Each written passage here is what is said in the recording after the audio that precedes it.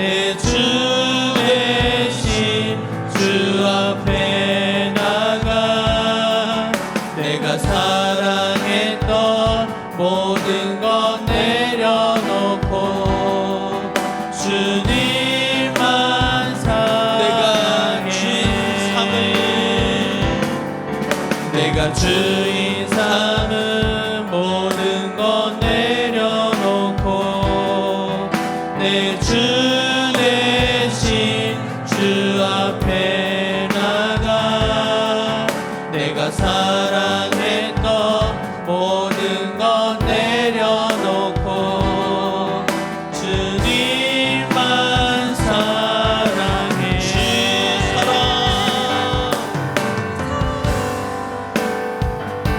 거친 풍랑에도 깊은 바다처럼 나를 잠잠케 해.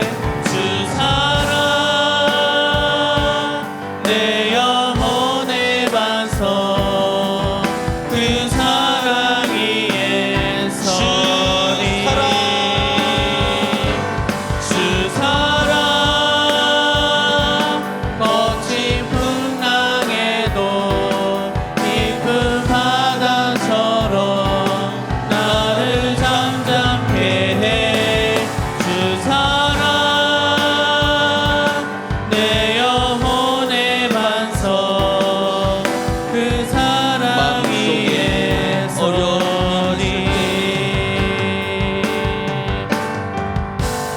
마음속에 어려움이 있을 때 마음속에 어려움이 있을 때 마음속에 어려움이 있을 때 주님 내게 먼저 오사 내 마음을 만지고 주님 앞에 나올 수 없을 때 주님 앞에 나올 수 없을 때 주님 앞에 나올 수 없을 때 주님 날 먼저 안으시네. 그럼에도 불구하고 날 사랑하시는 내 하나님의 사랑은 나의 모든 걸 덮고 그럼에도 불구하고 날 안아주시는 내 하나님을 부를 때 아버지라 부르죠.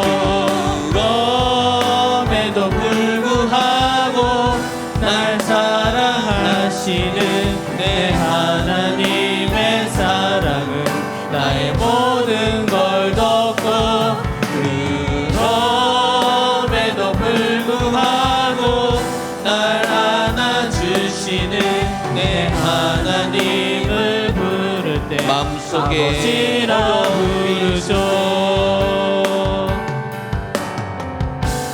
마음속에 어려움이 있을 때 마음속에 어려움이 있을 때 마음속에 어려움이 있을 때 마음속에 어려움이 있을 때 주님 내게 먼저 오사 내 마음을 만지고 주님 앞에 나올 수 없을 때 주님 앞에 나올 수 없을 때 주님 앞에 나올 수 없을 때 주님 날 먼저 안으시네. 그럼에도 불구하고 날 사랑하시는 내 하나님의 사랑은 나의 모든 걸 덮고 그럼에도 불구하고 날 주시는 내 하나님을 부를 때 아버지라 부르죠. 그럼에도 불구하고 날 사랑하시는 내 하나님의 사랑은 나의 모든 걸 덮고 그럼에도 불구하고 날 안아주시는 내 하나님을 부를 때 아버지라 부르죠. 그럼에도 불구하고 날 사랑하시는 내 하나님의 사랑은 나의 모든 걸 덮고 그럼에도 불구하고 날 안아주시는 내 하나님을 부를 때 아버지라 부르죠. 그럼에도 불구하고 날 사랑하시는 내 하나님의 사랑은 나의 모든 걸 덮고 그럼에도 불구하고 날 안아주시는 내 하나님을 부를 때 아버지라 부르죠. 그럼에도 불구하고 날 사랑하시는 내 하나님의 사랑은 나의 모든 걸 덮고 그럼에도 불구하고 날 안아주시는 내 하나님을 부를 때 아버지라 부르죠. 우리 함께 합심해서 두 가지만 가지고 함께 기도할까요? 첫 번째는 뭐냐면 오늘 예배를 위해서 기도하십시다. 여러분 여러 번 예배가 드려지고 하기 때문에 또 어떤 의미에서 우리의 마음이 또 약해질 수 있습니다. 하나님 오늘 또 오후 예배 드려지는 예배를 통하여서 하나님 가장 좋은 것으로 우리에게 채워주옵소서라는 마음 가지고 우리 함께 합심해서 간절한 마음으로 오늘 예배를 위해서 기도하시고, 두 번째는 우리가 모였으니까 우리 교회를 위해서 하나님 상도제일교회가 이 지역에 믿음의 선봉장이 되게 하여 주옵소서. 정말 믿음을 보여주는 교회 되게 하여 주옵소서. 믿음대로 사는 성도들의 모임이 되게 해 주옵소서라는 마음 가지고 여러분 두 가지 가지고 함께 하시면서 간절한 마음으로 기도하시고 난 이후에 정화실 권사님 마무리 기도해 주시겠습니다. 우리 다 같이 우리 주여 한번 부르시고 함께 하시면서 기도하겠습니다. 주여, 하나님 아버지 감사합니다. 주님 은혜를 다하여 주시고 아버지의 귀한 빛을 바라보기도 원합니다. 하나님 오늘 오후 예배를 주님 손에 올려드립니다. 하나님 아버지 오늘도 오전 예배를 드리고 또 하나님 아버지 우리 중학생들 고등학생들 우리 샤인 청년들이 또 연합 예배로 주님 앞에 올려드렸고 하나님 이 오후 예배 또 주님 앞에 올려드립니다.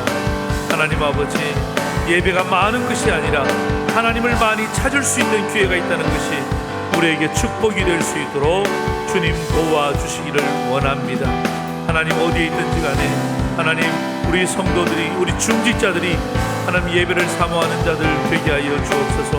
오늘도 하나님 아버지 세워주신 한가람 강사님을 통하여서 하나님 아버지 우리에게 주시고자 하는 말씀들을 잘 깨닫는 그런 귀한 시간 되게 하여 주시옵소서. 하나님 아버지 우리 교회를 위해서 기도합니다. 하나님 정말 그리스도의 핏값으로 주고 사신 하나님 상도제일교회 하나님 믿음의 선배들이 눈물 뿌려 물질 뿌려 하나님 정말 온 마음을 다해 섬겼던 교회 하나님 저희들이 지금 섬기고 있습니다. 하나님 우리가 또 잘 섬기게 하시고 하나님 이 교회가 주님 오시는 그날까지 존속되어서 정말 복음을 위해 귀하게 쓰임받는 교회 되게 하여 주시옵소서. 하나님 신방 중에 있습니다. 하나님 아버지 모든 신방받는 우리 성도들의 가정마다 은혜 위에 은혜를 더하시고 능력의 장중에 붙들림 받을 수 있도록 주님 역사하여 주시옵소서. 그래서 하나님 아버지 우리 교회가 다시 한 번 더 하나님 믿음으로 사는 성도들의 모임이 되게 하시고 믿음을 말하는 것이 아니라 믿음을 보여주는 그런 귀한 하나님 믿음의 공동체로서의 삶을 살아갈 수 있도록 은혜 위에 은혜를 더하시고 능력의 장중에 붙들림 받을 수 있도록 주님 인도하여 주시옵소서. 주님 함께하여 주시기를 원합니다.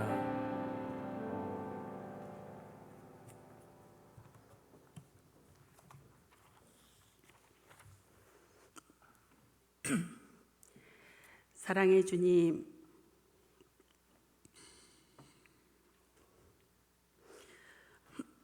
은혜와 사랑을 감사드립니다. 주님의 은혜와 사랑 속에서 살 수 있도록 도와주시고 귀하고 복된 주일 주 앞에 나와 예배드리고 찬양으로 영광 돌리게 하여 주심을 진심으로 감사드립니다. 하나님, 지난 한 주간을 돌아보면 주님의 뜻에 순종하지 못했던 죄인임을 고백합니다. 이 시간 저희의 허물을 용서하여 주옵소서. 매 순간 불충했던 저희임을 고백합니다. 매일의 삶 속에서 주님이 베푸시는 큰 은혜를 깨닫지 못했습니다. 매 순간 헛된 세상에 마음을 빼앗기며 살아왔음을 고백합니다. 이 시간 예수 그리스도의 보혈의 은혜로 사하여 주시기를 원합니다. 하나님, 이 시간 선교사님을 위해서 기도합니다. 주님의 명령에 순종하여 세계 열방 가운데 복음을 두고 나간 선교사님들을 기억하여 주옵소서. 그들을 통해 땅끝까지 복음이 증거되게 하시고 열방이 주께 돌아와 주님을 찬양하게 하는 역사가 일어나게 하여 주옵소서. 우리가 이 일에 기도와 물질로 동참하게 하여 주옵소서. 하나님, 이 시간 말씀을 전하시는 우리 한가람 강도사님에게 성령께서 함께하여 주옵소서. 말씀 가운데 살아계신 하나님의 음성을 듣게 하옵소서. 하나님, 또한 이 시간 우리 마리아 찬양대 보탬 찬양을 올려드리는 귀한 시간 우리 하나님께서 기뻐 받으시고 듣는 성도들에게는 은혜의 시간이 되게 하여 주옵소서. 감사드리며 살아계신 예수님의 이름으로 기도드립니다. 아멘.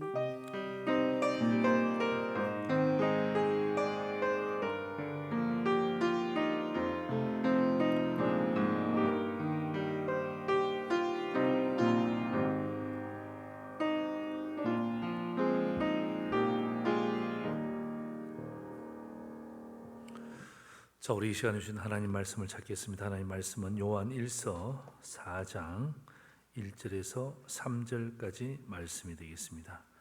요한 1서 4장 1절에서 3절까지 말씀입니다.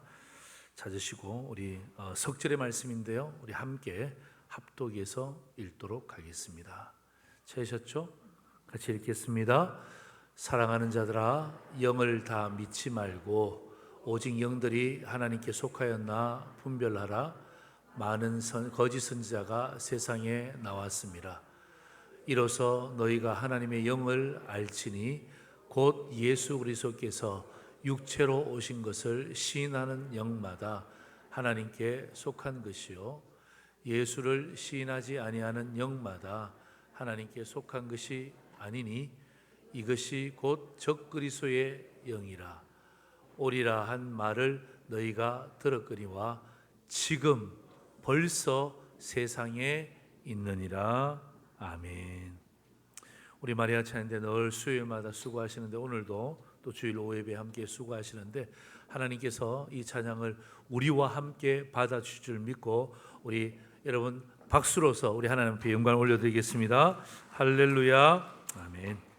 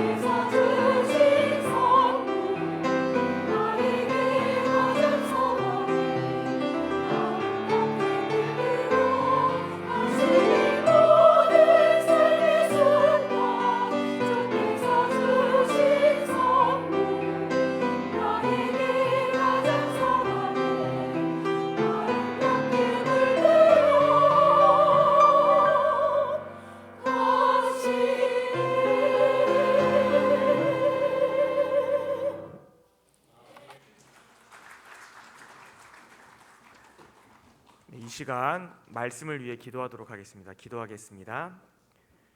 살아계신 하나님 아버지, 은혜와 사랑을 감사합니다. 오늘 귀한 이 주일 오후에도 우리를 불러주시고 또한 예배하게 하심을 감사드립니다. 이 시간 우리가 말씀 들을 때 오직 주님의 말씀으로 깨닫게 하여 주시고, 우리가 이 어려운 때에, 어지러운 때에 미혹의 영에 넘어가지 않고 오직 주님만 따라갈 수 있도록 붙잡아 주시고 이끌어 주시옵소서. 감사드리며 예수님의 이름으로 기도드렸습니다. 아멘. 할렐루야. 혹시 오늘 제목이 뭔지 아시나요? 도를 아십니까? 도를 아십니까? 이 도를 아십니까라는 이 멘트가요, 어떤 분들은 들어보신 적도 있을 거고 또 어떤 분들은 못 들어보신 분도 계실 겁니다. 근데 이게 좀 옛날 버전이고요, 요즘 버전은 조금 바뀌었다고 하더라고요. 혹시 가정에 우환이 있으십니까? 라던가, 혹은 저는 이런 얘기를 되게 많이 들었어요. 아유, 얼굴에 복이 가득하시네요. 그래서 아유, 감사하다고 하지만 사실 하나도 안 감사한 마음으로 늘 돌아서곤 했습니다. 도대체 이런 이단이나 사이비가 무슨 문제가 있는 것일까요? 왜 이단이나 사이비는 다른 종교와 달리 우리는 유독 경계하고 또 두려워하고 혹은 걱정하는 것일까요? 먼저 근본적으로 이 이단들의 문제는 교회의 모습을 하고 있다라는 것입니다. 이들이 다른 종교의 형태를 하고 있는 게 아니라요, 교회의 모습을 하고서 잘못된 가르침을 가르치고 있습니다. 성경과 우리의 교리를 왜곡해서요, 잘못된 가르침을 가르치는 것이 바로 이단입니다. 2023년에 이런 통계가 있었는데요, 전국에 있는 개신교인 2,000명을 상대로 한 조사입니다. 사진 띄워주세요. 여기서 중요한 게 개신교인 2,000명을 대상으로 한 조사라는 것입니다. 이 2,000명에게 당신이 출석하는 교회가 정통적인 교회에서 주장하는 소위 이단에 속한 교회인가라고 물었을 때 6.3%가 그렇다라고 대답을 했어요. 이들은 확실하게 이단입니다. 그리고 나머지 5.8%가 잘 모르겠다라고 대답을 했습니다. 이런 사람들은 자기가 다니는 교회가 이단인지 모르거나 혹은 이단이긴 한데 대놓고 이단이라고 하기 어려우니까 그냥 돌려서 잘 모르겠다, 우리 교회 문제가 있는 것 같은데 나는 잘 모르겠다, 이런 식으로 대답한 사람들입니다. 그래서 이 통계를 통해 볼 때 한국의 전체 교회 출석교인이, 등록교인 말고요, 출석교인이 약 545만 명 정도인데, 그래서 이 6.3%와 5.8% 사이에서 볼 때 이 545만 명의 성도 가운데 최소 34만 명에서 최대 66만 명이 이단 교회에 속한 사람들입니다. 그러니까 나는 개신교인이에요, 나 교회 다녀요라고 말하면서 이단에 속한 사람들이 최소 34만 명에서 최대는 66만 명까지 있는 것입니다. 이단인지 분명하게 알고 다니는 사람들도 있고요, 모르고 속아서 다니는 사람들도 있습니다. 근데 이 숫자가 생각해보니까 30몇만 명, 66만 명, 장난이 아니죠. 엄청나게 많은 숫자입니다. 그래서 오늘 본문 요한일서 4장 1절은 이렇게 말하고 있습니다. 자막 띄워주세요. 자, 제가 읽겠습니다. 사랑하는 자들아, 영을 다 믿지 말고 오직 영들이 하나님께 속하였나 분별하라. 많은 거짓 선지자가 세상에 나왔습니다. 아멘. 여기서 영을 믿지 말라라는 말이 굉장히 중요합니다. 우리가 흔히 생각하기에 이단은 거짓말을 하는 거니까 뭐 영적인 게 아무것도 없고 사람들은 다 속임수에 속아서 넘어간다라고 생각하실 수도 있습니다. 그러나 분명한 것은 이들에게도 영적인 현상이 일어날 수 있다라는 것입니다. 영적인 현상은 마귀도 일으킬 수 있습니다. 그렇기 때문에 오늘 요한일서 말씀은 영을 분별하라라고 분명하게 말하고 있는 것입니다. 하나님께 속한 영이 있고요, 하나님께 속하지 않은 영이 있습니다. 그리고 하나님께 속하지 않은 영들은 우리를 미혹합니다. 그래서 미혹이라는 건 뭐냐면 하나님께 속한 영인 척하면서 우리를 속인다라는 것입니다. 그렇기 때문에 우리는 이 영들이 어디에 속하였나 반드시 분별해야 합니다. 이단은 마치 하나님께 속한 영인 것처럼 우리를 속입니다. 근데 그들의 말과 행동을 잘 살펴보면요, 그들이 어디에 속하였는지 분명히 알 수 있습니다. 그래서 오늘은 저희는 요한일서의 말씀을 통해서 이단 도대체 뭐 하는 영인지, 어디에 속한 영인지, 그리고 그들을 어떻게 분별할 수 있는지 알고, 그리고 우리를 미혹하는 적그리스도의 영에 우리가 어떻게 대처해야 하는지 알아보는 시간을 가지도록 하겠습니다. 첫 번째 제목 띄워주세요. 첫 번째 제목은 인간으로 오신 하나님입니다. 아마 수요 예배를 열심히 오셨던 분들은 어디선가 들어본 말씀인데 하고 생각이 나실 겁니다. 인간으로 오신 하나님, 어떤 분이시죠? 바로 예수님이십니다. 예수님은 참 사람이자 참 하나님이십니다. 이 기준을 잘 생각하셔야 됩니다. 오늘 본문 2절은 하나님의 영을 분별하는 확실한 기준을 제시하고 있습니다. 요한일서 4장 2절입니다. 제가 읽겠습니다. 이로써 너희가 하나님의 영을 알지니 곧 예수 그리스도께서 육체로 오신 것을 시인하는 영마다 하나님께 속한 것이요. 아멘. 예수 그리스도께서 육체로 오신 것을 시인하는 영만이 하나님께 속한 영이라고 말하고 있습니다. 그냥 예수 그리스도를 시인하는 영도 아니고요, 예수 그리스도께서 육체로 오신 것을 시인하는 영이라고 말하고 있습니다. 본문은 왜 그냥 예수님 믿으면 된다고 말하면 되는데 굳이 육체로 오신 것을 강조하고 있는 것일까요? 이것은 요한 1, 2, 3서가 쓰여진 배경을 이해하셔야 됩니다. 요한 1, 2, 3서는 제목에서 알 수 있듯이 사도 요한이 썼습니다. 사도 요한은 오늘 본문이 요한 1서뿐만 아니라 요한 2서에서 똑같은 말을 하고 있습니다. 예수 그리스도께서 육체로 오신 것을 부인하는 자마다 미혹하는 자다. 그러니까 믿지 말고 이건 적그리스도라고 생각을 해라 라고 말하고 있습니다. 사도 요한이 이렇게 예수님께서 육체로 오셨다는 것을 강조하는 이유는요, 그 당시에 크게 유행하는 영지주의 때문입니다. 영지주의를 아주 간단하게 설명드리자면 바로 이 자막처럼 알 수 있습니다. 영지주의의 전제는요, 영은 고귀하고 정결한데 육은 저열하고 더럽다라고 여기는 것입니다.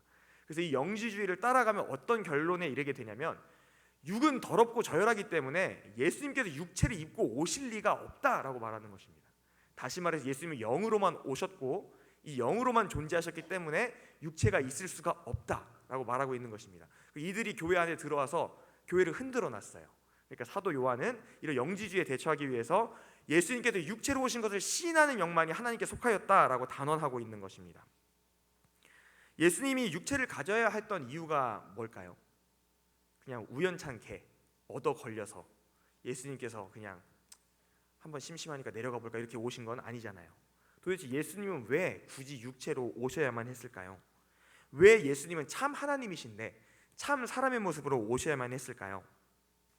예수님께서 육체로 오셔야만 했던 이유, 그것은 아주 간단합니다. 바로 십자가에서 죽으셔야 했기 때문입니다. 죽음이 없이는 십자가 질 수 없잖아요. 죽음이 없이는 죄값을 대속할 수 없잖아요. 그렇기 때문에 예수님은 우리 대신 죽기 위해서 육체를 가지고 오신 것입니다. 근데 만약에 육체가 없다면 죽을 수가 없으니까, 육체가 없는 영이 어떻게 십자가에 못 박히고 피를 흘릴까요? 그럴 수 없기 때문에 예수님께서는 육체를 입고 오셨습니다. 그래서 영지주의라는 게 단순히 잘못된 전제를 가지고서 흘러간 잘못된 사상 정도로 끝나는 게 아니라 예수님의 대속의 사건, 예수님의 십자가의 사건, 예수님의 보혈을 전면으로 부정하고 있는 아주 심각한 이단이라는 것입니다. 만약에 예수님의 십자가 사건이 없다면 우리는 어떤 방법으로도 구원을 받을 수가 없습니다. 여기서 아주 분명하게 짚고 넘어가야 될 것이 딱 한 가지가 있는데요, 혹시 여러분 중에 오해하는 분이 계실까 봐 여쭤보겠습니다. 하나님이신 예수님과 사람이신 예수님은 다른 분일까요? 혹시 좀 차이가 있거나 할까요? 하나님이신 예수님은 뭔가 좀 더 대단한 분이고 사람이신 예수님은 좀 그냥 보통 사람인데 이 두 분이 한 분이 되어서 이렇게 된 걸까요? 헷갈리시면 안 됩니다. 예수님은 한 분이십니다. 그리고 그 한 분 안에 인성과 신성이 모두 있는 거예요. 우리는 인간이기 때문에 우리 안에 인성밖에 없습니다. 그렇지만 예수님은 하나님이시기 때문에 이 예수님 안에 인성과 신성이 모두 있는 것입니다. 이 인성에는 크게 두 가지가 나뉩니다. 첫 번째는 영이고 두 번째는 육입니다. 영, 육이 동시에 있어야지 인성이 완성됩니다. 만약에 우리가 육체는 있는데 영이 빠져나간 걸 뭐라 부르죠? 시체라 부릅니다. 시체. 우리 육체에서 영이 빠져나가면 그걸 시체라고 부릅니다. 그럼 영은 있는데 육체는 없는 걸 뭐라 그러죠? 귀신이라 그럽니다. 네. 영과 육이 합쳐졌을 때 비로소 인성이 완성되는 것입니다. 예수님께 인성이 있다라는 거는요, 만약에 예수님의 육체는 있는데 영은 하나님의 영이다 이런 것이 아니라 예수님은 온전한 영과 육을 가지고 계시다라는 것입니다. 어떤 사람들은 이걸 오해를 했어요. 그래서 예수님의 신성과 인성이 조금 섞여갖고 예수님은 반인 반신이 아닐까? 제가 누누이 강조드리지만 예수님은 참 하나님이자 참 사람이십니다. 1 더하기 1이지 0.5 더하기 0.5가 아닌 거예요. 근데 이 1 더하기 1이 여전히 1인 놀라운 비밀입니다. 이게 신비라고 합니다. 신비. 그래서 우리는 삼위일체도 그렇고 예수님의 위격적 연합도 그렇고 이런 어려운 말이죠. 그렇지만 외우실 필요는 없습니다. 여러분들의 마음에 짐을 지워드리고자 하는 게 아니라 이런 게 있다 정도만 아시면 됩니다. 삼위일체와 위격적 연합을 우리가 그냥 믿는 거예요. 우리가 머리로서 이해하고 논리적으로 이렇다 아는 것이 아니라 이것이 하나님의 위대한 신비구나, 하나님께서 우리에게 알려주신 놀라운 신비구나 알고 믿으시면 되는 것입니다. 근데 이 사실을요, 이단들이 굉장히 많이 건드립니다. 왜냐하면 이해하기가 어렵기 때문에 거짓말을 하기가 쉬운 거예요. 우리가 믿고 받아들여야 되는데 이 믿음에 의심을 가하면서 딴지를 거는 겁니다. 그거 이해가 가? 그거 믿을 수 있어? 그거 말이 돼? 라고 묻기 시작하면서 이단들이 시작되는 것입니다. 예수님이 온전한 인간이시라는 것, 온전한 인간이시라는 것은 영과 육을 가진 인간이시라는 것은 아주 중요합니다. 오늘 본문에서 말하고 있는 것이 바로 그 부분이고, 이단들이 이걸 어떻게 거짓말로 포장하고 있는지 한번 넘어가 보도록 하겠습니다. 이번 주제는 하나님이 되려는 인간입니다. 도대체 이 영과 육, 인성과 신성, 이 어려운 말들 사이에서 이단들이 어떻게 파고들고 있는지 한번 살펴보도록 하겠습니다. 예수님의 인성을 부정하는 사람들을 이단이라고 오늘 본문에서 이야기하고 있습니다. 예수님이 영과 육을 가지셨다는 걸 부정하는 것입니다. 근데 이게 이 당시에 영지주의만 그런 게 아니고요, 지금 우리나라에 있는 여러 이단들도 똑같은 주장을 하고 있습니다. 예수님은 영적인 분이지 육체를 가진 분이 아니야, 이렇게 주장하고 있는 것입니다. 먼저 예수님의 인성을 부정하기 때문에 십자가 사건을 정면으로 부정한다 그랬죠. 왜냐하면 인성이 없으면 죽을 수가 없잖아요. 죽을 수가 없으니까 십자가 대속의 의미가 없게 되잖아요. 근데 이걸 전면으로 부정하는 것입니다. 많은 이단들이 와서 내가 구세주다라고 말하는 건 쉽게 말해서 뭐냐면 예수님의 십자가 사건을 실패로 돌리는 것입니다. 예수님의 십자가는 실패고 아무런 의미가 없어, 내가 그걸 대신하기 위해 왔다라고 주장하는 것이 이단들의 기본적인 레파토리입니다. 똑같아요. 이 이단도 그렇고 저 이단도 그렇고 똑같은 얘기를 합니다. 예수님은 실패했고 내가 그걸 대신하러 온 사람이야. 더 재밌는 건 뭐냐면 이 이단 교주가 죽고 나서 다음 대를 이어서 또 이단이 나오거든요. 후계자가. 후계자가 뭐라 그러냐면 내 전에 있던 사람은 실패했고 내가 진짜 구세주야. 이게 계속 반복되고 있습니다.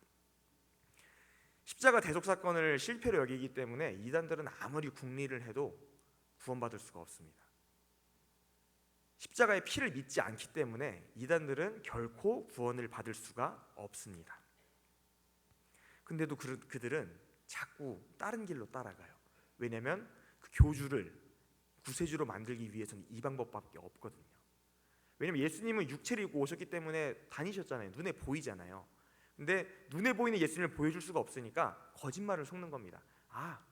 예수님은 거룩하시기 때문에 영으로 오신 분이야. 그래서 이 영이 인간에게 들어가면 그 사람이 바로 구세주다라고 주장을 하는 것입니다. 우리나라에 여러 이단들이 있는데요, 아마 되게 이름도 많이 들어보셨을 거예요. 신천지도 그렇고 전도관, 통일교 등등등 여러 이단들이 있는데요, 놀랍게도 이 이단들에는 같은 뿌리가 있습니다. 같은 뿌리가 있어요. 이 이단과 저 이단이 같은 얘기를 한다 그랬잖아요. 근데 왜 그러냐면 이게 막 적그리스도의 영이니까 다 똑같은 얘기를 할 거야, 이게 아니라 간단합니다. 같은 시조를 가지고 있기 때문에 같은 가르침을 이어져 내려오고 있는 것입니다.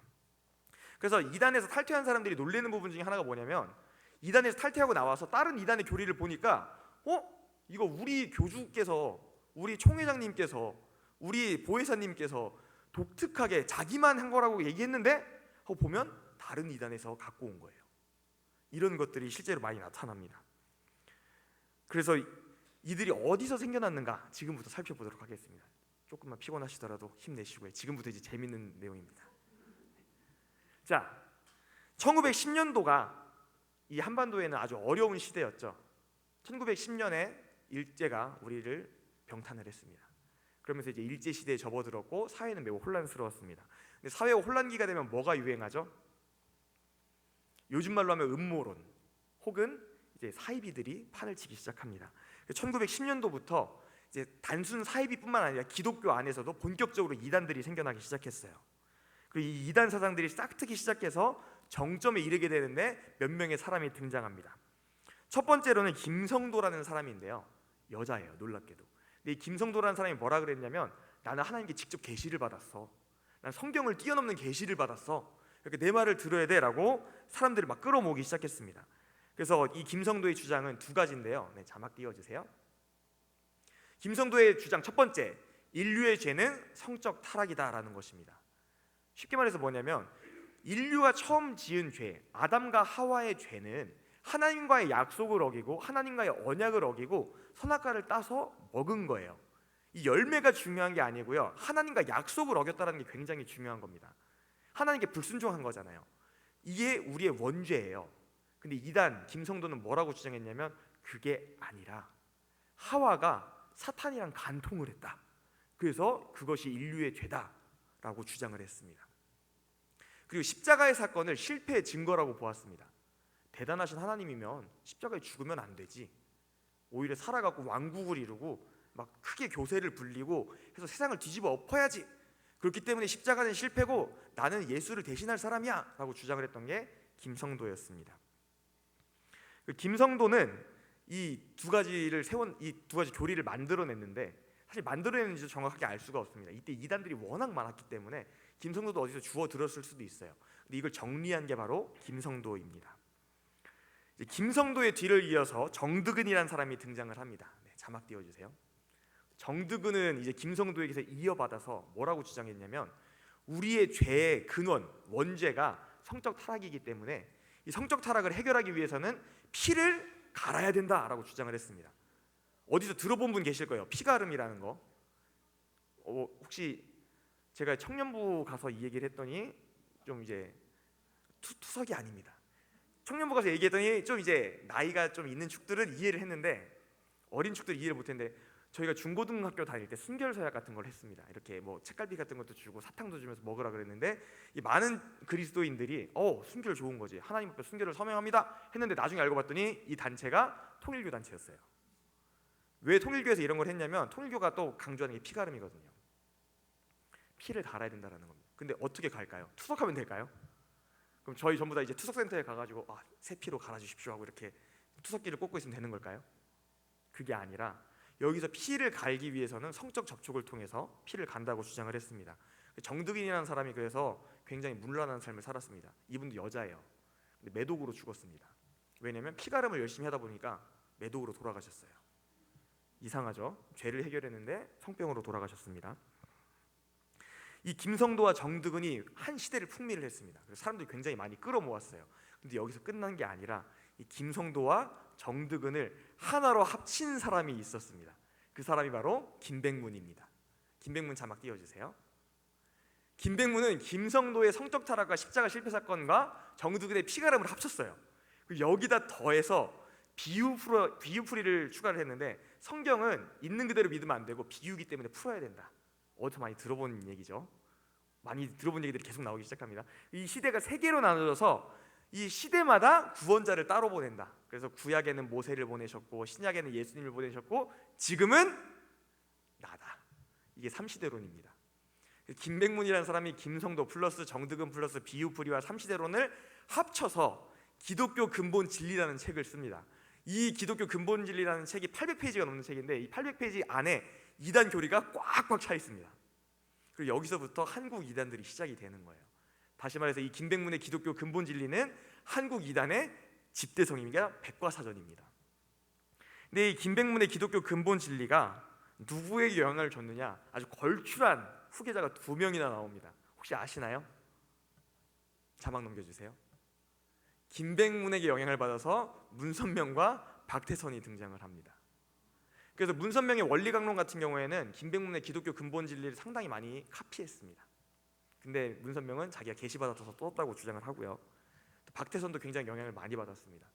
전도관 요즘은 많이 없지만 지나가다 보면 신앙촌도 있고 많이 있잖아요. 제가 부천에 살았는데 그 남부역 쪽에, 저희가 북부역에 살았고 남부역 가면 신앙촌이 아직도 있었습니다. 되게 판자촌이었어요. 제가 있을 때는. 근데 옛날엔 그게 새 예루살렘이라고 많은 사람들이 모여 살았다고 합니다. 언덕 위에 굉장히 큰 교회도 있었어요. 지금 천부교로 이름을 바꿨고요. 그래서 이 문선명과 박태선이란 걸출한 두 지도자가 등장을 했고요. 이 지도자들 밑에서 아까 말씀드린 바와 같이 후계자들이 계속 등장하는데 문선명 밑에서 정명석이 나왔습니다. 그 유명한 JMS죠. 이 정명석은 원래 문선명 밑에서 승공연합 강사로 있던 사람입니다. 쉽게 말해서 통일교 종교인이었어요. 이 사람이 분파해서 나가서 만든 게 JMS 애천교회고요. 박태선이라는 사람이 이제 천부교 전도관을 만들었고, 여기서 갈라져 나온 게 유재열의 장막성전이고, 유재열의 장막성전에서 갈라져 나온 것이 바로 이만희의 신천지입니다. 그래서 신천지의 공식 명칭이 뭐냐면 예수교 신천지 증거장막 성전이에요. 증거장막이 어디서 왔느냐? 유재열에게서 따라온 것입니다. 왜 이단들이 비슷한 얘기를 하느냐? 바로 저겁니다. 김백문이 쓴 책을 카피했기 때문에 모든 이단들이 똑같은 얘기를 하고 있는 거예요. 그래서 심지어 이만희가 쓴 신탄이라는 책이 있는데 지금은 그걸 폐기를 했거든요. 왜냐하면 김백문에게서 카피했다는 게 너무 많이 밝혀져서 자기네 흑역사라고 생각하고 카피했다는 걸 숨기기 위해서 신탄이라는 책은 없다 해버렸어요. 근데 없다 한다고 그게 없어지나요? 신천지마저도 김백문의 후계자라고 할 수 있는 것입니다. 문선명은 자기가 재림주라고 했고요. 박태선은 자기가 보혜사라고 했어요. 그러면 그 제자들도 똑같이 얘기하겠죠. 정명석도 자기가 재림주라고 하고 유재열과 이만희도 자기가 보혜사라고 주장하고 있습니다. 이들의 주장의 배경에는요, 예수님이 실패했다라는 게 전제로 깔려 있습니다. 예수님이 왜 죽어야 되냐? 예수님이 죽은 거 자체가 실패다. 예수는 죽었지만 난 죽지 않았다. 나는 살아서 너희들을 구원할 것이다 라고 주장하는 것이 이들의 핵심 주장입니다. 근데 성경을 제대로 읽었다면 예수님이 왜 죽으셔야 했는지, 예수님이 왜 인성을 가지셔야 했는지 분명하게 알 수 있습니다. 빌립보서는 예수님의 죽으심을 순종이라고 말하고 있습니다. 빌립보서 2장 6절부터 8절인데요. 다 같이 큰 소리로 한 목소리로 읽도록 하겠습니다. 시작.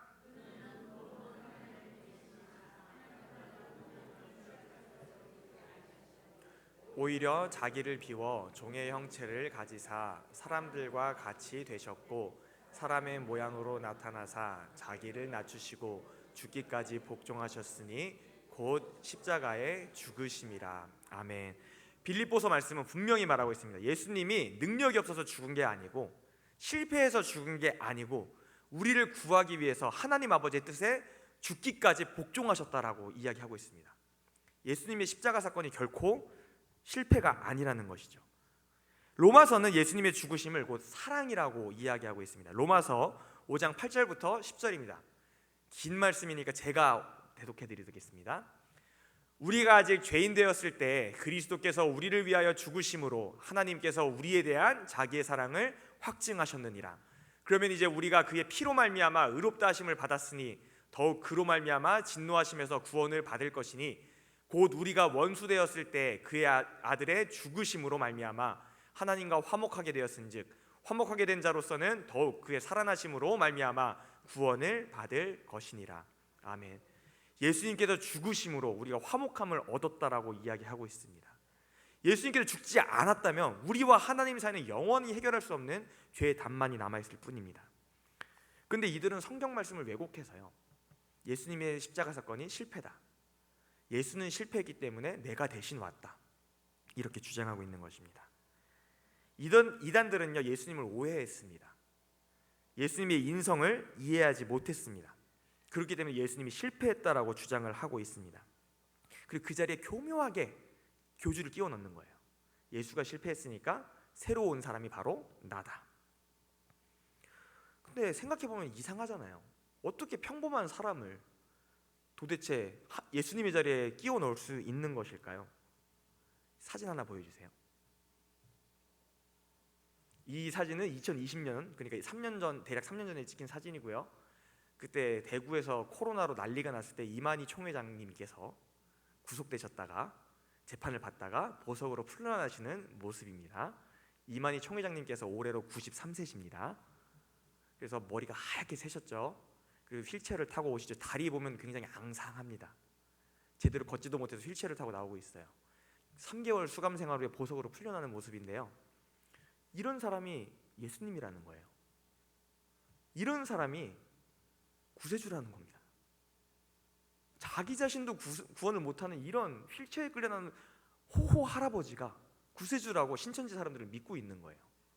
심지어 이만희 총회장 같은 경우에는 젊은 시절에 나병을 앓아서요, 얼굴이 조금 일그러졌습니다. 눈썹도 없어요. 그래서 안경을 잘 보면 안경테 위쪽이 까맣고 두껍습니다. 왜냐하면 눈썹이 없기 때문에 이게 너무 우스꽝스러워서 안경테를 그런 걸 골랐다고 해요. 이렇게 까맣게 두껍게 있어서 눈썹 자리를 이렇게 지나갑니다. 콤플렉스인 거예요. 근데도 신천지 신도들은 오히려 그래서 이만희 총회장님이 구세주다라고 주장을 합니다. 웃음밖에 안 나오는데 왜 그럴까요? 이게 오늘 말씀의 핵심입니다. 예수님을 인성으로 이해하지 못하기 때문에, 예수님이 육체로 오심을 부정하기 때문에, 예수님께서 육체로 오셔서 죽으신 것이 우리의 구속의 사건이라는 것을 이해하지 못하기 때문에, 사람의 몸 안에 영혼이 들어가면 그게 예수고 그리스도다, 구세주다라고 주장을 하는 것입니다.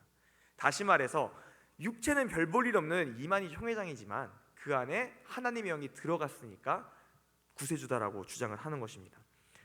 여기 신천지의 삼위일체론이 굉장히 좀 속된 말로 골 때립니다. 제가 이 얘기를 듣고 너무 어이가 없어서 도대체 뭘 어떻게 했길래 이렇게 이해했지라고 의문이 들었는데, 신천지는 삼위일체를, 저희가 삼위일체가 성경에 안 나온다라고 주장을 하면서도 자기네가 주장을 하는데, 재밌는 게 뭐냐면 이걸 한자로 해석을 합니다. 성경 한자로 안 써 있는데 왜 삼위일체를 한자로 해석할까요? 이만희 총회장이 그렇게 시켰기 때문입니다. 삼위일체를 한자로 해석하면 어떻게 해석하냐면 위를 영이라고 생각하는 거예요. 저희 제사를 지낼 때 위 놓잖아요. 그걸로 이해를 해서 삼위를 세 개의 귀신이다. 세 개의 귀신이 뭐냐? 성부의 귀신, 성자의 귀신, 성령의 귀신, 이 세 영이 한 일체 이만희 총회장의 몸에 임했기 때문에 삼위일체가 이만희 총회장 안에서 이루어졌고, 이만희 총회장이 구세주이자 이만희 총회장이 보혜사다라고 주장을 하는 것입니다. 황당하죠? 예수 그리스도의 인성을 부정하면 이런 일이 생깁니다. 예수님은 온전한 인성을 가진 분이에요. 예수님은 영과 육을 모두 가진 분이 예수님입니다. 근데 여기서 영과 육을 딱 갈라갖고 육은 보통 사람, 영만이 예수님 이렇게 주장하니까 어떻게 되냐면 이 예수의 영이 다른 사람에게도 들어갈 수 있구나라고 주장을 하게 되는 것입니다. 그래서 이 이단들은 모두 이 영과 육을 분리를 해서 겉으로 보기엔 별 볼 일 없는 사람이고, 겉으로 보기엔 평범한 사람이고, 심지어 범죄자들도 있고 전과자들도 있지만 그 안에 하나님의 영이 임했기 때문에 구세주다라고 주장을 할 수 있는 것입니다. 그래서 오늘 본문이 말하고 있는 거예요. 영을 다 믿지 마라. 예수께서 육체로 오신 걸 부정한다? 그건 하나님께 속한 영이 아니다. 그건 적그리스도의 영이다. 그리고 그 영들은 너희들을 미혹하고 있다라고 분명히 말하고 있는 것입니다. 신천지는 또 마태복음 24장 30절을 이렇게 이용합니다. 띄워주세요. 제가 읽겠습니다. 그때 인자의 징조가 하늘에서 보이겠고, 그때 땅의 모든 족속들이 통곡하며 그들이 인자가 구름을 타고 능력과 큰 능력으로 오는 것을 보리라라고 말했는데, 구름을 타고 온다라는 게 왜 구름을 타고 온지 혹시 아십니까? 신천지는 이 구름을 타고가 비유라고 말을 합니다. 비유, 진짜 구름 타고 오는 게 구름이 사람을 어떻게 타? 근두운도 아니고. 그러니까 예수님이 구름 타고 온다는 건 비유야. 그렇기 때문에 구름 타고 온다는 건 예수님이 영으로 온다는 거고, 이 영으로 온 예수님이 어디에 계시다? 이만희 총회장 안에 계시다라고 해석을 합니다. 근데 성경을 띄엄띄엄 봤어요. 26절부터 27절에 뭐라고 되어 있냐면 이렇게 나와 있습니다. 제가 읽겠습니다. 그러면 사람들이 너희에게 말하되 보라, 그리스도가 광야에 있다 하여도 나가지 말고, 보라, 골방에 있다 하여도 믿지 말라. 번개가 동편에서 나서 서편에서 번쩍임 같이 인자의 임함도 그러하리라. 이게 무슨 뜻이냐면 예수님이 오실 때 동편에서 서편에 번쩍이는 게, 혹시 번개 치면 어떻죠?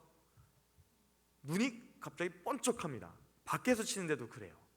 그래서 천둥이 쳤다. 그러고 있으면 소리가 구구구궁 납니다. 이것처럼 예수님이 오는 건 그 누구도 부정할 수 없게 온다라는 건데, 신천지는 26절부터 27절은 빼버리고 30절만 딱 끌고 와갖고 봐봐, 예수님 구름 타고 온다 그랬는데 구름은 비유기 때문에 영으로만 오시는 거야 라고 주장을 하는 것입니다.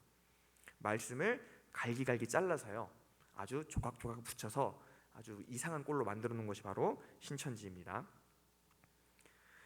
이만희 총회장에게 예수님의 영이 임했다라는 이 논리로 지금도 93세에 이만희 총회장이 죽지 않는다라고 믿고 있습니다. 근데 만약에 이만희 총회장이 죽으면 어떻게 될까요? 내가 속았다고 나올까요? 안타깝게도 이 영이 다른 데로 옮겨갔다 그러면 땡인 거예요. 안타깝게도 15만 명이 넘는 이 신천지 성도들은요, 이만희 총회장이 죽고 나서도 계속 그쪽에 있을 겁니다. 우리는 속으면 안 됩니다. 사도행전 1장 11절은 이렇게 말하고 있습니다. 이르되 갈릴리 사람들아 어찌하여 서서 하늘을 쳐다보느냐. 예수님이 하늘로 올라가신 걸 보고 있는 사람들에게 하신 말씀이에요. 너희 가운데서 하늘로 올려지신 이 예수는 하늘로 가심을 본 그대로 오시리라 하였느니라. 무슨 말이냐면 거기서 100명이 넘는 사람들, 200명이 넘는 사람들이 예수님이 올라가는 걸 봤어요. 너무 놀라워서 와 저게 뭐지 하고 멍하게 계속 쳐다보고 있었던 거예요. 그랬더니 천사가 나타나서 한 말이 뭘 그렇게 보고 있어. 너네가 본 그대로 예수님은 다시 오실 거야. 어떻게 온다고요? 본 그대로 다시 오신다고 했습니다. 근데 신천지는요 요건 또 빼놓고 마태복음 24장만 갖고 와서 구름 타고 오신다고 해서 영으로 오신다라고 거짓말을 하고 있는 것입니다. 보시다시피 모든 영이 하나님께 속한 영이 아닙니다. 그렇기 때문에 우리는 영들을 분별해야 됩니다. 이단들이요 기적을 일으킬 수도 있어요. 물론 대부분은 사기겠지만 실제로 일으킬 수도 있습니다. 신비로운 걸 보여줄 수도 있어요. 그렇지만 모든 영들의 활동이 하나님께 속한 것이 아닙니다. 우리는 예수님을 바로 알아야 됩니다. 이단들은 물어요. 도를 아십니까? 여러분 진짜 진리를 아십니까? 묻습니다. 근데 저도 여러분께 묻고 싶습니다. 여러분들은 그리스도를 제대로 아십니까? 여러분들은 진리를 제대로 아십니까? 아는 것 같은데 막상 살다 보면 헷갈릴 때도 있고요. 막상 설명하려다 보면 내가 모르는 거 아닌가 생각이 들 때도 있습니다. 그렇기 때문에 우리는 말씀을 듣는 거예요. 그렇기 때문에 우리는 성경을 읽는 겁니다. 만약에 우리가 말씀을 듣지 않는다면 신천지가 와서 물어볼 때 성경 이 부분에서 이런데 혹시 아세요? 라고 했을 때 뭐라고 대답할 수밖에 없냐면 모르겠는데요. 저는 그런 거 처음 듣는데요. 그러면 넘어갈 수밖에 없는 것입니다. 그렇기 때문에 우리는 영들을 분별하시고요. 또 말씀을 들으셔야 하고 배우셔야 합니다. 그리고 배우고 나서 어떻게 해야 될까요? 오늘 이제 말씀을 들었습니다. 영을 분별할 수 있게 되었다. 예수님께서 육체로 오신 것을 부인하면 이단이고 시인하면 예수님께 속한 영이다. 하나님께 속한 영이다. 이걸 알게 됐으니까 이제 어떻게 해야 될까요? 자, 다들 이제 나가서 신천지 본부로 쳐들어가고 여러분들이 믿는 건 잘못된 겁니다. 하면 될까요? 그러면 안 된다는 거죠. 실제로 있었던 일인데 제가 모교에 있을 때 전도를 나갔습니다. 2019년 아니면 20년쯤이었을 거예요. 저희가 이제 권사님들이랑 같이 커피 전도를 하고 해서 커피도 따라 드리고 물티슈도 나눠 드리고 있는데 신천지가 옆에 테이블을 폈습니다. 바로 옆에 폈어요.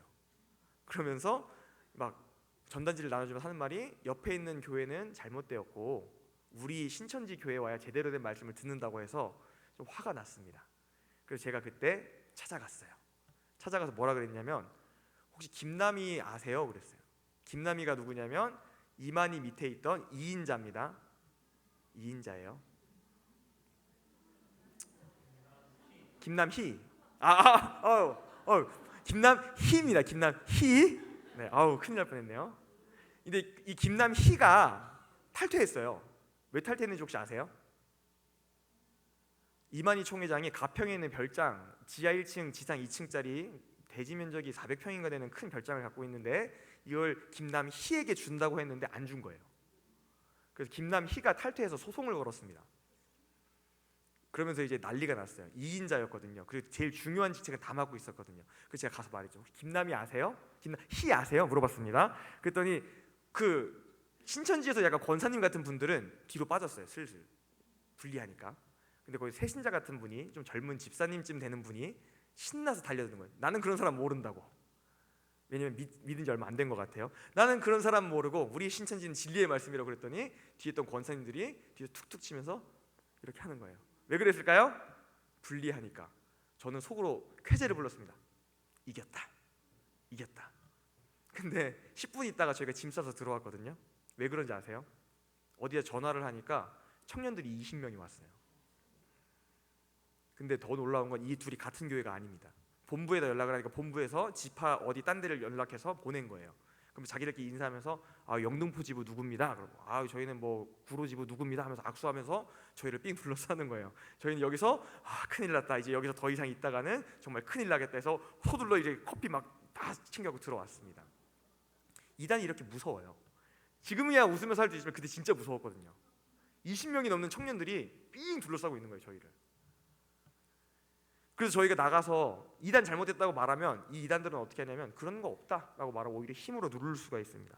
그럼 우리는 이 이단에 대한 말씀을 듣고 어떻게 해야 되느냐? 우리 스스로 지키셔야 합니다. 미혹되면 안 됩니다. 왜냐하면 이단들은 아무리 말해도 듣지 않아요. 그래서 요한일서 4장 6절은 이렇게 말하고 있습니다. 제가 읽겠습니다. 우리는 하나님께 속하였으니 하나님을 아는 자는 우리의 말을 듣고 하나님께 속하지 아니한 자는 우리의 말을 듣지 아니하나니 진리의 영과 미혹의 영을 이로써 아느니라. 이단은 미혹의 영에 속하기 때문에 우리 말을 듣지 않아요. 우리가 아무리 맞는 말을 해도 자기네 교리에 세뇌가 되어 있습니다. 그래서 듣지 않습니다. 그래서 디도서 3장 10절에 이렇게 말하고 있습니다. 이단에 속한 사람을 한두 번 훈계한 후에 멀리하라. 불쌍한데 구해줘야 되지 않을까요? 진리의 말씀으로 가르쳐줘야 되지 않을까요? 위험하다라는 겁니다. 왜냐하면 그들은 이미 미혹의 영에 빠져 있기 때문에 우리가 아무리 전해도 한두 번 훈계한 후에 빠져나오라는 겁니다. 이단은 무섭습니다. 아마 제가 이렇게 설교를 했는데 유튜브에 나가잖아요. 유튜브에 댓글 달릴지도 모릅니다. 한번 잘 보세요. 진짜입니다. 전화 올지도 몰라요. 저 신천지 소속 누군데 한가람 강도사님 계신가요? 저희랑 토론회를 한번 했으면 좋겠는데요. 실제 있는 경우들입니다. 혹은 담임 목사님께 찾아가서 저는 신천지 소속 어디인데 공개 토론회 초청하려고 하는데 혹시 괜찮으신가요? 할 수도 있습니다. 신천지가 이렇게 무섭습니다. 이게 바로 미혹의 영입니다. 우리는 미혹의 영을 분별해서 그들을 끌어내는 건 무리고 우리부터 지켜야 됩니다. 그래서 교회 안에 이단이 들어왔을 때 자신감 좋죠. 그러나 가장 중요한 것은 분별하고 경계하고 지키는 것입니다. 그래서 이단 빠진 사람이 있을 때 야 내가 설교 들어봤더니 이 부분 잘못했대 이러실 필요 없어요. 그냥 단순히 너네 잘못된 말씀을 따르고 있다 훈계하시고 거기서 멈추셔야 합니다. 왜냐하면 잘못되면 아주 판도라의 상자를 여는 거예요. 이해되십니까? 모두 진리의 영과 미혹의 영을 분별하시면서 자기 자신을 지키고 또 가정을 지키고 교회를 지키는 우리 상도제일교회 성도님들 되시기 바랍니다. 기도하겠습니다. 살아계신 하나님 아버지, 은혜와 사랑을 감사합니다. 오늘의 주님의 말씀을 통해서 우리가 진리의 영과 미혹의 영을 분별하는 방법에 대해서 배웠습니다. 세상에 많은 이단들이 나와서 우리를 미혹하고 또한 세상을 미혹하고 있습니다. 주님 이들을 불쌍히 여기시고 또한 우리 교회를 지켜주셔서 우리 교회가 이단에 물들지 아니하고 우리 주님께 영광 돌리는 교회가 될 수 있도록 도와주시고 인도하여 주시옵소서. 감사드리며 예수님의 이름으로 기도드렸습니다. 아멘.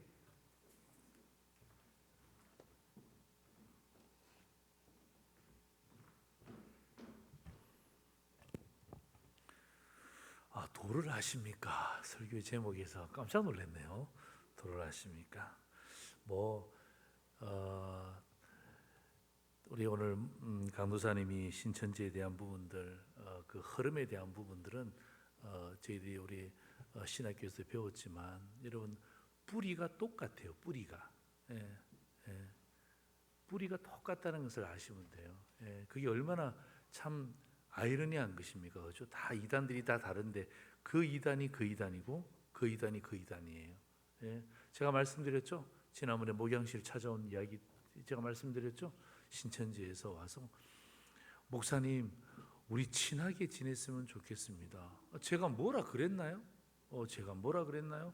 모르겠습니다. 제 설교를 듣는지 모르지만은 친하게 지냈으면 좋겠습니다. 아니 그럼 옆에 있는 동작구도 아니고 영등포에서 왜 오냐고요. 이거 영등포 지역인 것 같아요. 아까 전에 이야기했던 것처럼 여러분 한두 번 권면하고 난 다음에 멀리하는 것이 가장 맞는 거예요. 자, 여러분 오늘 몇 가지 광고의 말씀 제가 드립니다. 여러분 그 대신방은 계속 진행되어지고 있고 또 우리 목양 2팀도 마찬가지고 목양 1팀도 마찬가지고 계속해서 신방 중에 있습니다. 여러분 자원하시는 분들 중심으로 해서 함께 하고 또 어떤 분들은 또 교회 와서 하기도 하고 어떻든지 간에 우리가 함께 말씀으로 함께 하나 되어지는 것 여러분 귀한 일입니다. 마음을 담아 주시길 바라고 그 다음에 오늘 그 중고청 연합 예배에 제가 참석을 해서 또 마지막 축도까지 했는데 아주 정말 중학생들, 고등학생들, 대학생들, 청년들 어떤 의미에서는 네 부류의 우리 다음 세대들이 모여서 함께 예배드리는데 정말 뜨겁게 찬양하고 또 마지막에 공연도 하고 하는데 어른들이 한번 봤으면 좋겠다라고 생각될 정도로 그렇게 귀한 공연으로 함께 하나가 되어지고 격려하는 모습이 담임 목사 볼 때 너무너무 좋았습니다. 여러분도 우리 다음 세대를 볼 때마다 늘 기도해 주시고 여러분 신앙의 대물림이 잘 이루어질 수 있도록 기도해 주시기를 바랍니다. 계속해서 예배 후에는 우리 임직자 교육 훈련이 있고요.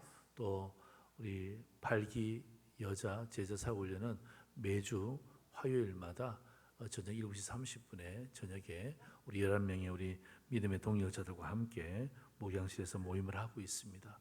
여러분 임직자가 되든 임직 훈련을 받든 또 제자 사역 훈련으로서 함께 마음을 모으든 여러분 이러한 분들이 함께 훈련받고 있다는 것이 우리 교회 귀한 멤버십을 갖는 것입니다. 이들을 위해서 여러분 꼭 기도해 주시고, 우리 화목한 전도 이미 개강했습니다. 화목한 전도는 화요일, 목요일 전도하는 날인데 우리가 처음에 오픈하면서 일단은 우리가 한 10분 정도, 9분 정도 오신 것 같아요. 그래서 일단은 목요일 날로 날짜를 좀 픽스하고 정하고 목요일 날 저희들이 함께 오후에 함께 전도하는데요. 우리 가운데도 마찬가지예요. 여러분의 시간에 11조를 드리시고 또 헌신의 11조 드리셔서 목요일 2시, 오후 2시에 오시면 우리가 예배 잠깐 드리고 우리가 전도할 수 있도록 그렇게 하겠습니다. 이런 일들에 여러분이 함께 마음 담아주시고 또 여러 모양으로 헌신해 주시기를 바랍니다. 충계 성례식 계속되어지고, 여러분 다음 주일은 성례식이 있습니다. 다음 주일은 성례식이기 때문에 종료주일 또 성례식에 대한 부분들 여러분이 함께 한 주간 동안 또 마음을 담아서 기도해 주시길 바라고, 종료주일 이후에는 25일입니다. 25일 월요일부터는 우리가 한 주간 동안 고난주간 특별 새벽 기도회가 진행됩니다. 시간은 몇 시죠? 오후 6시입니다. 그죠? 오후 6시는 새벽이라고 하기에는 좀 그렇습니다. 그죠? 예. 예, 오전 6시. 예. 그러니까 오전 6시니까 새벽은 아닌 것 같아요. 그래서 여러분들이 보시고 여러분 6시 같으면 여러분 충분히 일어나실 수 있는 시간이고, 저희들이 원래는 5시 반인데 30분 늦췄잖아요. 그죠? 여러분 예수님의 고난에 함께 동참하는 것은 함께 나와서 기도하는 거예요. 그래서 월요일부터 토요일까지 우리가 새벽마다 우리가 말씀 가운데 하나 되어줄 수 있도록 함께 마음을 모아주시기를 바랍니다. 다른 광고는 여러분 참고해 주시면 되겠습니다. 기도하겠습니다. 하나님 아버지 감사합니다. 예수님이 육체를 입고 이 땅에 오신 것을 부인하는 영마다 미혹의 영이며 거짓의 영임을 분명히 하고 있습니다. 하나님 아버지, 우리 주변에도 수많은 이단들이 있습니다. 잘 분별할 수 있는 눈을 주시고 분별할 수 있는 하나님의 말씀의 지혜를 우리에게 허락하여 주옵소서. 싸운다고 되는 것이 아닙니다. 지혜롭게 이 일을 잘 해결할 수 있도록 도와주시옵소서. 하나님, 우리가 이단에 빠지지 않으려면 진짜의 말씀을 공부하는 것입니다. 진짜를 공부하다 보면 이미 가짜는 눈에 분별되어지게 되어 있습니다. 이 일에 우리 상도절의 모든 성도들과 우리의 다음 세대가 함께 매진할 수 있도록 도와주시옵소서. 지금은 우리의 삶의 진정한 주인이신 우리 구주 예수 그리스도의 놀라우신 은혜와 하나님 아버지의 말로 닿을 수 없는 사랑하심과 성령 하나님의 분별케 하시는 놀라운 역사가 참된 말씀을 붙잡고 예수 그리스도를 나의 구주로 믿으며 세상 가운데서 날마다 승리하기를 다짐하고 작정하는 저들 머리 위에, 또 많은 이단들이 판을 치고 있지만 그 이단을 잘 분별하며 미혹당하지 않고 권면하여 멀리하기를 다시 한번 결단하는 주의 종들 머리 위에 지금부터 영원토록 항상 함께 있을지어다. 아멘.